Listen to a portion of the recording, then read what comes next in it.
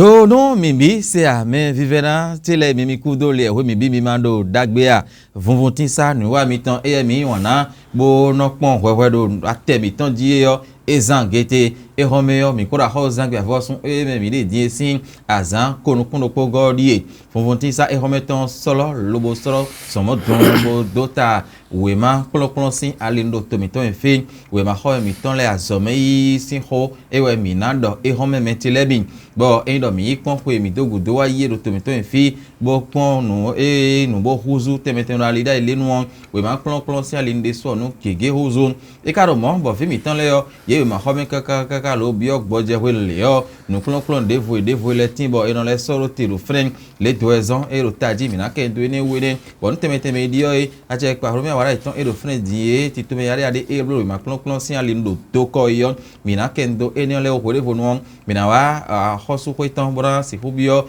we ma ho ben si meton kaze ipon ja lavo alo apa we no kontan e yo mi na ko ndo ma klopon do ko ton po kode po bo juro mi ton po mi pa koro agba isafe eyon eyin we ma ho ben do ko ton pedo pa ton 5 ans que j'ai ma do kalavi zunja mi de do nu wa e yo do fun ti sa e wa isa bo mi na si hodo we ma klopon ho do gboje wenu metilebin mi gbo fi don nu e fi don yo gbede yo mi la ho do nu mi ko abo eyo tonu e no vi brisa nemi garegon mi do dagbesia mi ko dali eyo mi se yo lo mi ton mi no wa jen we ouais mi na ho zin su rola mo cho mi we ma ho mi gwa o kujema ton do kalavi zunja bi mo e ouais o kujema te do ka de bodo kujema ebro cœur uni de Jésus et de Marie mi demi don ma ho chabio ma ho beneme mo wedo akuno wala no gala numero numbiko o mi dogbe mi se ado mi se yo mi ton mi no wa jen we ya tell me gboje we le o file ye ko iwe ma ho me chilemi bo yo ma ho me ka bi o gboje mi to da ho kle we lo me no sun gbo su we de yo we ma ho me de fo no le be lo ma ho mi yi we nu won e on le sorti te me de fo le sorote bo de tin bo e do coup de renforcement de votin do frem bo coup de vacances e no le bi hui nu klon gboje we ton yo o me kono do le ton town we ele nu kan ji we yan file yo e do na gboje we ai honu kan mi ton da ho ne we ma klon gboje we nu ton me kono do le ton town me na ho sin so ro la eyo ena chero mi di lebi ko dogbon we ma ko mesin gawa nyire so hun no ero we ma ko mesin apapwe yo mi mo kun je o pere bonu mi ze nu prome gboje wonu ton do taji yo maybe sese we gola na do ire ko dogbon mi ze viro po do we ma ko mesin côté yo do apapwe yo me gbeto nu apapwe vovo ene wede me mi ze vio we boze vito vino boze azwe vio no yo boze ahosu de suzin tito me o donc apako enene le o nu do poge ma wazo na wa nu promena era kwapo nu je donotin nu je donotin me mi ka ilo je nkan de mi do fio de so we do ewe ime do teti menu nu bisese o mi do vito vino elo do asobro awe mi do we ma ho me vi oko ngbe o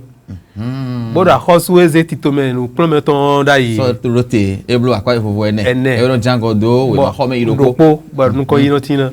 o nu mize nu prome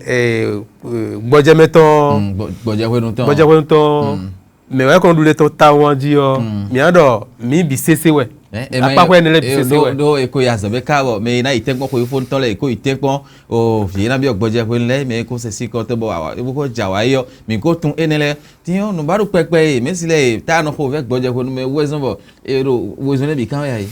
eno ti modon we nu me ma do mo mi ba na oblodo eno imo a nu pepe no ton de me do goto me nu e do me o matime mi pere o e we ndo ete mize vie gozi khoropo so ihowe alo howe so ihwatan fi edi yo ho nu mize vie gozi howe so ihwatan mi na modo kwe je fine o vie ne na je leçon yiji do de o eno leçon dine ya era plan nla na plan kika bokra plan nu ni dele gona me no do je vou gbon le no do ho gbon e ka bi ihwatan me o je leçon ena nla leçon do we ma tome bo je pe gbe o ena kha bona hewu bono akanbio de wo ena igbenu nu kambio ne o nu mi jo vile do bonu ye no gboje menu sunwe bona so be bele o eno tiro e kunga da fo so be ko be po do nwe ai e on flu de me e no flu de me bibo nu nla enu le won do ya lo pare bo ai bo we ma ko be mi de mi da ye o gbe to de tin bo o coup de vacances mi lo no din abi je coup de vacances ene le bi o yen fi de yen blo de ya yen ya so be po nwe e wa digbon de no igbo mo po yen ka flu de do mo nu ya gbe to ka yen lo ma ha to me ni ena cheru mi mira hoche mira mo do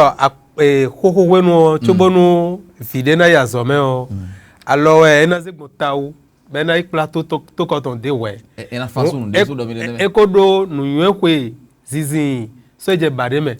bonu vide na ya zo me wenu ko do kwe tanton kwe tene me do mo eno do kwe mo no do ho we me bonu ho we me eno ro kwa tan me go do we mo me do kwe we ho me di ko do bepese yiwe eti mo mi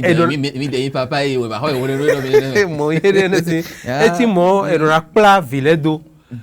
e do na heye dede bonu nu e bairo ye si o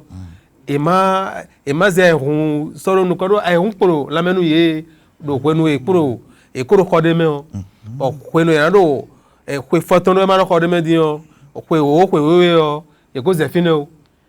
ga ko ne me o mi na mo do bonu mi no wozun do e bona do ifide o mi na son nu fie yi mi de do so bonu agbon pe mi do ali na zo mi de o wo yin pon ko mi to me diyan we ma plan gboje ko ton do taji ko do mi de me enu taji do nu ajo vile do bonu ye no gboje menu gbo mandalo kai o kaka bonu asome ko bele o enu ti vie ma yi asome pon don we no chi diyan ali tete no mi kon plan yi to weo o chobo mi ado fie do we ma plan we fito a khoso po we ma khome yi de ku o fie ko bi ogboje ko to me bo fito vi no ko kaka wo mo kwe bo su we ma khome kwe bo ko blo nu ido me kho satan bi ko iten ko bo din diyan gboje me de fie we do fie na gboje do diyan mi no le bo ti to me we fine nous comptons des timbre nu yen do nu yen di le cours de renforcement bon to lo photo e su kwe ni o e na le cours de vacances bo fito vi no le da la goto ble su kwe ni o vous montez ka wele mais ka ja mais ka jawe coup de renforcement mais ka jawe coup de vacances wo firo po le ene minato ndo tito me o weji ede bo mi ndo nbo e we ndo coup de renforcement already o eno no be asoko de jamblo coup de renforcement eno blonu sunwe jrojro e kono be sin jiye me gboje de bo ane e do gboje lo minamodo azame yi yo zanzan eno yi ogbadanu o ede le mo eyin nu mbo enado edo mezinzi jizi vile dia dia ero no pon we bokale woro ehun e ton da we de me eti mo minina khledo mi mewe ezero te di mo ro no aje don afolele no de odi me bo mewe go ka hotini ya no mewe nele yi wa je nu ko wa yin me kana ya wo so blono wumede me ko khle alo to pe vide dai yo moro mene o ene ya obizo de me uga me ma de ne ya renforcement edo patakli nu vie ko ngbe examele me ko ngbe ten ko fo ton le ye dele we no blo renforcement nu sunwena mo endo vile bi khole bi ton no wa khole bi we ya me ko ngbe ten ko le sem2 ya BPC ya kodo me ko ngbe back de supo me atonele we renforcement no tekpono kwenu asome wa bedo eno wa chi nu vogbon ji no runu yi ba kono inu kono programme me pede nu yi ta un tubo asome no wa be ene no dala e be no so nta mo to ten ko jawe ba no kwenu kan va eto eno sogbedo ne ba ide onu bo me ka ja coup de vacances coup de vacances e blodo me do ko me ero classe intermédiaire ko de ero tetimenu me ko examen le o ko ne le o nu ena blo coup de vacances nu ye o eno gwala nu ye ro menele do tegbonero ko yo me a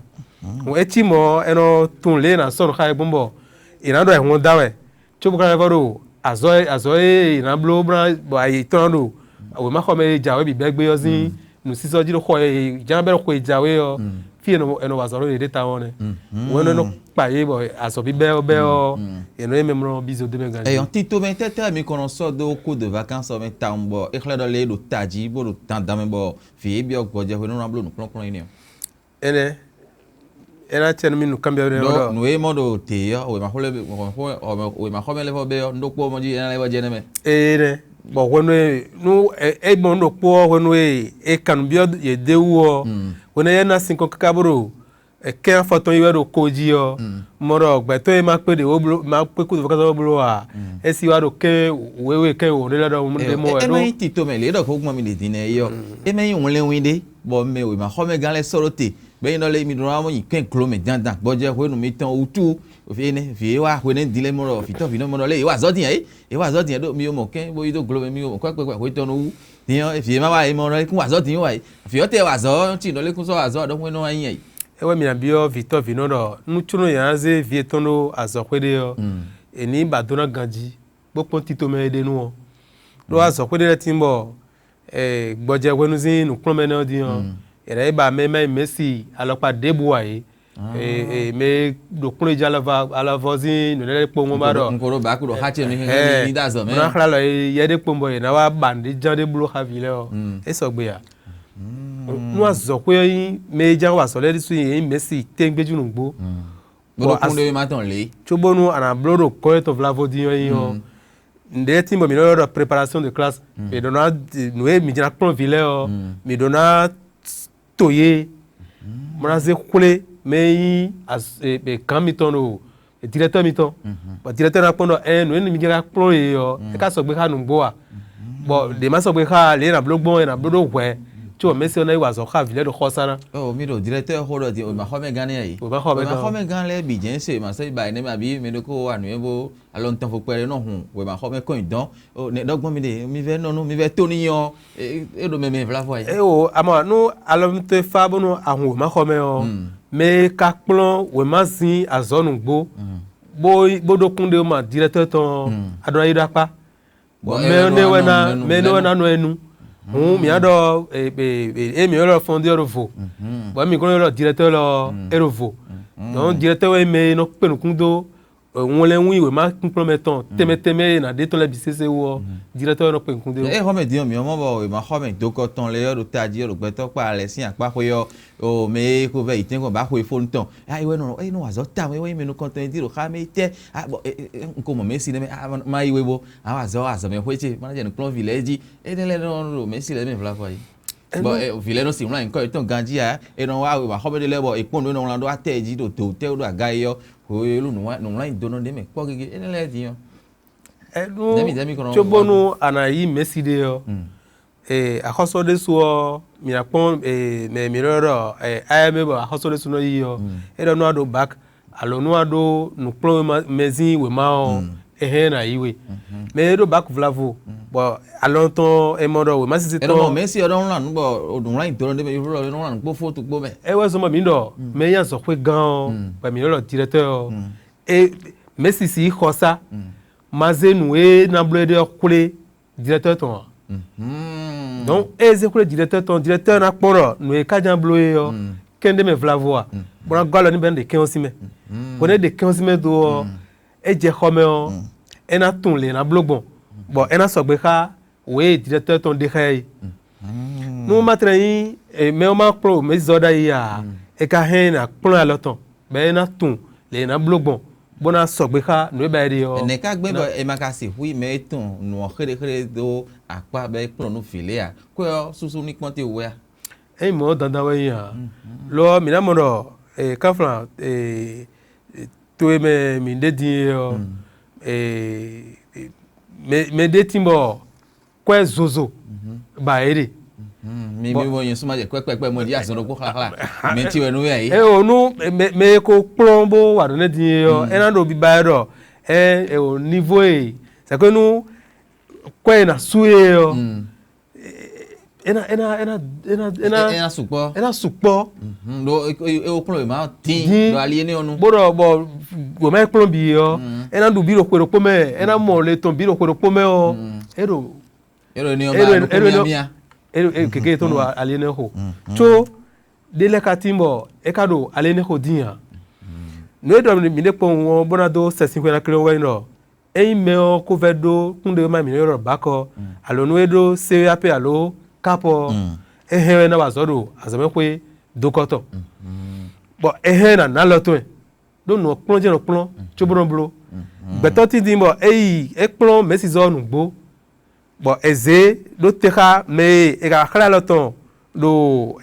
ageji de pon ba e bi be me bo wuli buranu gbo me le khala lo ton de o de le no le va jenu kono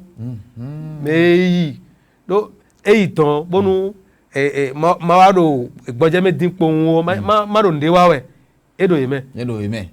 awo nu ne o 7 eti le mi ro ye wono lezi nu ne do nwe akuru ne so no yoro medeko no no 7 we yoro we de uje yo ana biloto no eno yo mi no o ma klon gboje we ntan ko do ko me gan yo me la hose su ro la mo cho we ma nu klon ni le mi kono to yo ne mi kono to gbon bo fi yo no le ton le ti te ngbe do mi amesin fi yo ji mbezin fi yo ji yo ena chen mi nu kambe ne o ewe no do gboje me fiore o pression ena 0 ji tono gboje wenu o ena yi pression ma sin dinya era do chocho ni ngan win dinya ena don bo ena mo do fie mi dede so no e ko dami do re so ai hunde me hu nu brai nu ba ro e ko khenia ena jinjo gboje ni dinya bono e blow money we yo français be ko no mi ado be motivation ena mo apapa e ko we mai ena so de ko o we no comme les sans en we na yi quand tant me dimbo e ho gan we di yo e ho gbadana mana e ma so ko ngbe fi de bo ma mo te bo da un ton nous ezeti to mene kon ganji bono Victor vino le lo nous e fi oblazo me o e no cambia bo e no gbonji au no cambia de na zo me e no gbonji je wen yo mo do vi ne na do e do nous e ba ne dio nous e ba ni we de yo e na mo re ida sito ganji ti to me mi no blodo no klon gboje wen ton e ne le e no dalo vile do mi no dalo vile ganji ntiyo azote ka Victor vino le ton do fi ko we pon ho fo ena chermi eno Victor vino we no ton we no ena te pon bonu fi wa ko gbe yo gboje medicine eno ena re dia lo nu klenwe akolo so me yo bo zebo plon nu kamio na we yo zebo wa so deji yo Victor vino ma jo vile do po mbo moro gboje me mi ndebo nu bi sese wa no memo ena do aso me we cho bo kala zangba chi me ma ro fidi bu ya iron we e do gbo interjado poje ko le tiyan fi o ma wa ro cours de vacances avec cours de renforcement il mi do bo ko no Victor abi fi na me gon fi o de abi me pa fi o de o e ko ika wa ho igbadanu o ko mi o fi a jan e wa mi e da ho fi egbe a o jan fi e kare o mi fe igbetan le gan bo kan bi o mi a le o kan e le o ya du no e so de kan bi e ka so ro fi o yo no bo ro pinpon khairo ni blogbon e de dia e ka ro mo fi o nu kan ye de na ero do fun gbe ro fun to me ro no jorongbe na yo alo cross me ro tune no e goro mo sin gboje ko sin kunpon ho din yo e tiro asbe lo na be o mo je na chi gbe yo ne metro no mo ho no mo kon ton a be no fi ka do juro koko mo hun e godogbo apako ene ro tele yo apako ro poro asoton judo wene eno mo fidele gboje ho no mo apon ibo pon no eto pon le de ka me ma te do khode bunu ya amodo le fi etin me de ye kan ye kado me de ya we ma ho me te be yo eno ka ki eno do abi awupa eno do we ma ho me ton te ni gbe pon tun wa ta gbe yo ayi bi ko beli wa pon ka amodo me etin yo e si me de bu so fini ado we no achi e cher mi nu mi tundo mi amro gboje won le bi sese yo mi no bi yo afuvo sume donc bo johone ko he ason kegenu nu Victor vino ama wuli bonu vitwe do gboje won no mi de ya ko e ba de yo ana asan kekeda zo me do filesi la meno ganji yo e do bo mi wuli nu filesi ni no meme do file no dunu me gboje ho le yo te e yon dunu ka bo ado ere en fait c'est go hun ici et ben ma home to le yo et on dit titeji mon dit titeji e wa ndo mi do mi do na pelu kunto vile o do palu ne mi no la boro o sansu gboson mo mi ro si alinu do formation si alinu bonu ira tre no du gbo olopa debu we o mi na mo ro ina nukun pedo no ale energy o na golo nu la meno gaji eton bo mi ma so aro toto kwezi nukwe do dinwe o bonu mi kara pe nukun do vile o munu mi se do gbojemezi azo wa ko mi ni pe nukun de o bonu nu e ba mi de o mi mo do yesi eyan mi do ho mi do le eletin we ma ho mi alopa e vi o wai mi do ho mo hunda yi domo e ja we fi meton soro ma ho mi gboje ho abi we ma ho mi yi ho nu e ma pon sun ta mo yin kan do mi de eje mi ko ro mi lo de ma ho mi ton je yan abi mi ton je yan po mi ton yan ado mi de nebe e wa ndo mi do me kai me alopa e nu pro me fino me si no pro me fine do kwe wa yo je mi mo do fine abi e yi me de ponde bo no akpon me fine do nu gboje ho nu si nu pro me asome ko na ko blo dede ko wai de blo wai le o ne igbon mesi no pro me je no afine alo eno ba me de po me ba pro me fine ba so me be mesi de no pro me fine le su no wa ogwetonu we a e mo eyan mo so gbe ya e we so mo ndo nu pro me o edona kwedo titome akoso lo 0 te o e ne akwa den kwedo mi ko do fi oton din ko do aso yin fi to fi no le ton e mi do ho do esan de mi do le akwa kwe enengo le titome akoso sorote do me o ma ho me iro ko sin alinui te ka ya akoso ton be ka lo bo mi ri do ene aso te ka yin ton aso e ton e akoso ko no akoso de te go mi mo je le ne fo bon le blo mi nu ku me ba do yan e mi na tu no gbojeme mi biole yo chobonu asome kwe ena yade na be yo nu titome gegero timba khosono 0 te pata mesile podo aso kwe gale lopo bo titome na zida yi do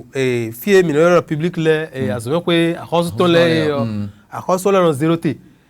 bonu aso kwe gale finele yo titome na 0 te yo donc ebezi aga mo zo kakabo wa ko gbeto pa le de so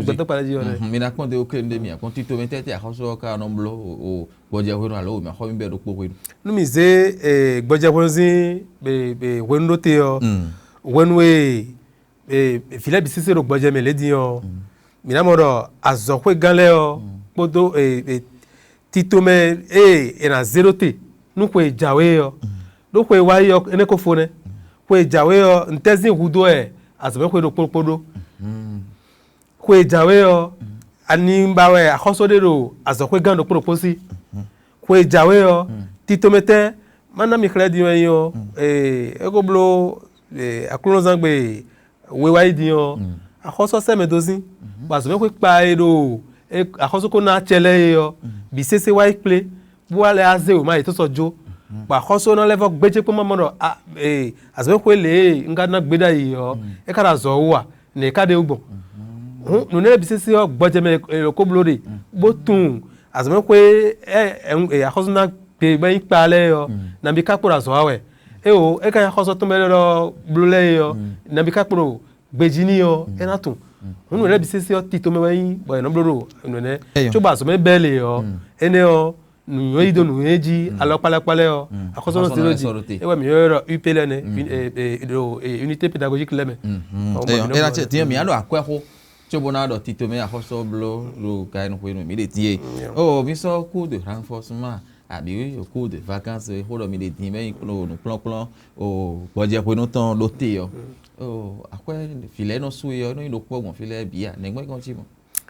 ene do no no ti mo ewe lilie mewe mero propode yo kafla medese uti di mo ko we inu e ba wa de yo esi o hansi me cho mere kan ti di mo alogonu vile o ewe patakiri e ba wa de yo fie ko ma ijide a minato no fine o aso pe gan nu we jona blobo nu aso vile na do aso wa ka to la do ni no me dagbe me o ena tempo bo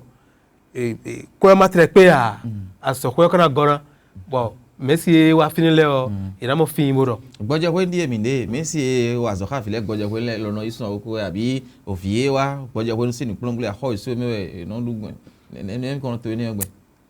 do no mi zanzan ro do apakwe aso ko popo 0 te o mi ton ko e ton di o